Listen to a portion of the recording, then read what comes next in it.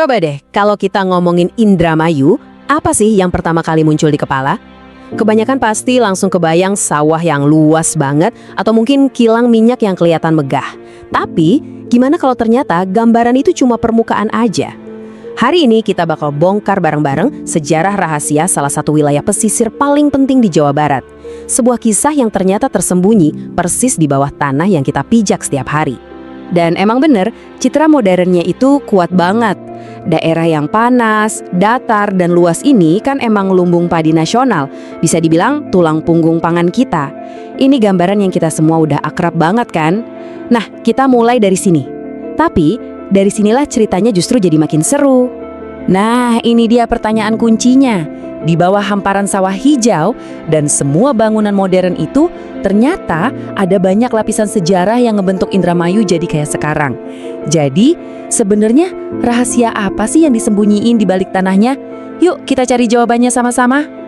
Oke, sebelum kita menyelam ke masa lalunya yang kaya banget, kita potret dulu wajah Indramayu yang sekarang, biar nanti kita punya perbandingan yang asik.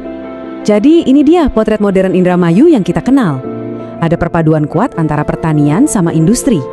Di satu sisi, dia adalah lumbung padi nasional yang vital, tapi di sisi lain, dia juga jadi pusat energi yang gak kalah penting dengan kilang minyak dan pembangkit listriknya. Coba deh, ingat-ingat gambaran ini baik-baik, karena sebentar lagi kita akan lihat betapa bedanya wajah wilayah ini di masa lalu. Sekarang kita putar waktu jauh ke belakang. Jauh sebelum ada kilang dan sawah modern, Indramayu ini adalah panggung utama buat kerajaan-kerajaan besar. Tempat para pedagang dari seluruh dunia bertemu dan jadi saksi gimana keyakinan baru menyebar dan membentuk Nusantara. Coba perhatiin deh alur waktu ini. Kelihatan banget kan kalau Indramayu itu dari dulu udah jadi rebutan, karena lokasinya yang super strategis. Awalnya dia jadi gerbang maritim buat kerajaan Sunda, terus jadi daerah mandiri yang didirikan tokoh lokal.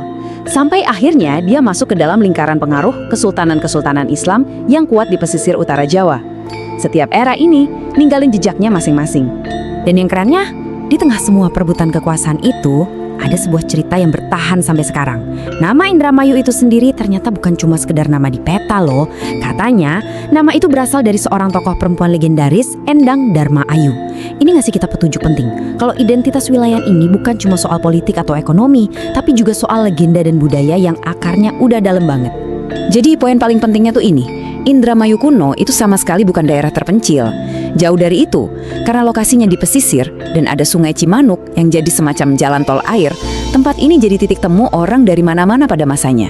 Coba deh bayangin pelabuhan yang super rame, tempat pedagang dari seluruh Nusantara, bahkan dari luar, saling tukar barang, ide, dan budaya. Inilah yang bikin masyarakatnya jadi dinamis dan terbuka. Nah, sekarang kita masuk ke babak yang benar-benar mengubah segalanya. Waktu pemerintahan kolonial datang, Indramayu dirombak total. Ini adalah era yang penuh banget sama kontradiksi. Satu sisi ada pembangunan besar-besaran, tapi di sisi lain ada penderitaan rakyat yang juga nggak kalah besar. Coba lihat dua sisi koin ini. Di satu sisi, Belanda emang bangun infrastruktur kayak rel kereta dan pelabuhan buat menyulap Indramayu jadi lumbung pangan raksasa, biar mereka bisa untung besar. Tapi jangan salah, semua kemajuan itu dibangun di atas penderitaan rakyat.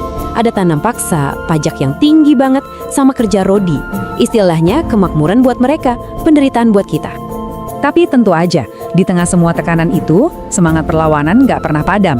Dan pas revolusi kemerdekaan meletus, lokasi pesisir Indramayu sekali lagi jadi sangat penting. Tapi bukan lagi buat dagang, melainkan buat perjuangan.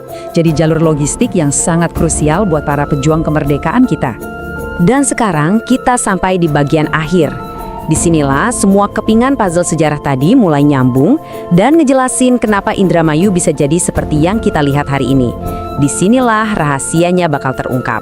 Jadi kita bisa lihat evolusinya dengan jelas banget. Setelah kita merdeka, fondasi agraris yang udah dibangun dari zaman kolonial itu makin diperkuat. Sampai akhirnya Indramayu resmi jadi lumbung padi nasional. Itu lapisan identitas yang pertama. Nah, di atas fondasi itu dibangun lagi lapisan identitas yang baru, Pusat Energi Nasional. Dua pilar inilah, pangan dan energi, yang sekarang jadi penopang Indramayu modern. Kutipan ini menurut saya ngerangkum semuanya dengan pas banget. Tanah pesisir yang menyimpan rahasia perubahan besar. Jadi ternyata rahasia Indramayu itu bukan soal harta karun yang terkubur, tapi ya ini, sejarah transformasinya yang luar biasa. Dari sebuah pelabuhan kuno, jadi pusat ekonomi kolonial, sampai sekarang jadi raksasa pangan dan energi modern. Ini bukti nyata gimana manusia dan alam bisa bareng-bareng membentuk sebuah peradaban. Dan ini membawa kita ke sebuah pemikiran terakhir.